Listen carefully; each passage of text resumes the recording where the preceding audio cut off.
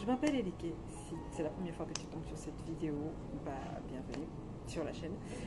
Donc, j'ai eu pas mal de soucis de santé en fait qui ont fait que j'ai dû supprimer plein de choses dans mon alimentation. Mais vu que je suis une gourmande née et que l'un de mes métiers et l'une de mes passions est la pâtisserie, j'ai trouvé super intéressant en fait d'adapter les recettes classiques et de réinventer tout ça de façon à les rendre beaucoup plus sains à manger, mais en même temps garder le côté hyper gourmand. Donc dans les vidéos, dans mes prochaines vidéos, sûrement sur cette chaîne, tu vas voir plein de recettes, notamment tout ce qui est pâtisserie réadapté. Le fraisier par exemple, dans cette recette on va réaliser le fraisier à ma façon en fait, avec des produits sains pour nous et en même temps hyper gourmand, parce que il était hors de question que je laisse ma gourmandise et que je me tape des plats, des recettes ou des desserts tout simples.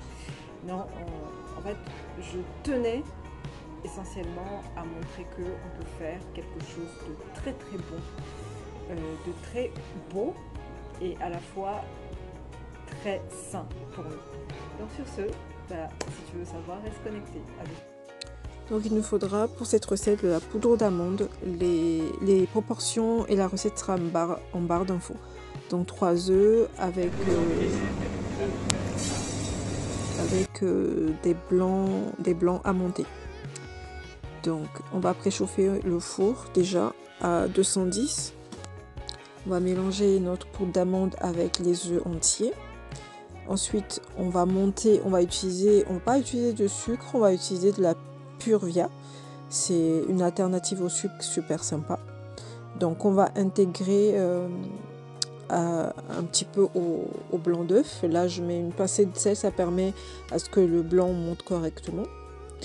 Ensuite je vais intégrer mon blanc d'œuf serré avec la stevia. Comme je l'ai dit, les proportions seront en barre d'infos. Donc je vais mélanger avec ma maryse. C'est super important de mélanger avec la maryse pour pas casser les blancs. Donc à la fin ça donne cette texture là. Ensuite je vais le coucher sur l'appareil sur un silipate. Ok. Donc voilà, comme ci. Donc très important, comme quelques détails que vous devez savoir pour pas rater votre biscuit chocolat, parce que c'est ce qu'on est en train de faire, puisqu'il n'y a pas de sucre dedans. Préchauffez toujours votre four à 210. Respectez le temps de cuisson, d'accord? Parce qu'il n'y a pas de sucre dedans. 7 minutes, pas plus, pas moins. Ok. À four chaud, vous balancez votre plaque à four chaud. C'est à vous. Du coup, moi, cet appareil m'a permis de faire 2 plaques. Pour faire mon fraisier. Ensuite je mets à four chaud, bien, voilà, c'est déjà prêt. Ça ressemble à ça une fois que c'est sorti. Maintenant on va préparer notre crème pâtissière. Donc ici on va utiliser de la crème de coco, du miel, de la maïzena et des jaunes d'œufs. Donc comme je vous ai dit, ça sera en barre d'infos la recette, pareil. Donc on va intégrer la maïzena, on va mélanger la maïzena au jaune d'œuf. Ensuite on va apporter notre crème de coco avec le miel à ébullition. Ok. Une fois que notre crème de coco a bouilli, on va le verser, on va faire bouillir le lait de coco. Une fois que le lait de coco, on va rajouter de la vanille. À bouillir, on va le verser sur l'ensemble maïzena et jaune d'œuf. Ok, donc on va le verser tout doucement dessus, on va mélanger bien comme ceci et ensuite on va tout reporter à cuire, on va tout remettre en cuisson comme une crème pâtissière en fait. Donc ça va bien s'épaissir et ça va vous donner à peu près c'est une texture de crème pâtissière. Prenez votre temps, cuisez-le quand même un petit peu, une bonne minute. Ok, et vous filmez au contact, ça évite en fait que la crème elle croûte, elle fasse des croûtes, voilà. Moi je l'ai mis en cellule. Voilà. Donc là, vous pouvez laisser dehors le temps que ça refroidisse un peu et ensuite vous allez le mettre dans votre frigo. Donc voici les fraises, tout simplement. Oh mon Dieu, j'adore tellement les fraises. Cette recette-là, c'est une recette que j'avais réalisée depuis l'été dernier, que j'ai pas eu le temps de poster par rapport à mon opération et tout ça. Donc c'est maintenant que j'ai le temps de vous le poster. Donc voici les fraises fraîchement lavées. Ensuite, je vais intégrer des feuilles de basilic dans la fraise que je vais mixer l'ensemble pour en faire un coulis.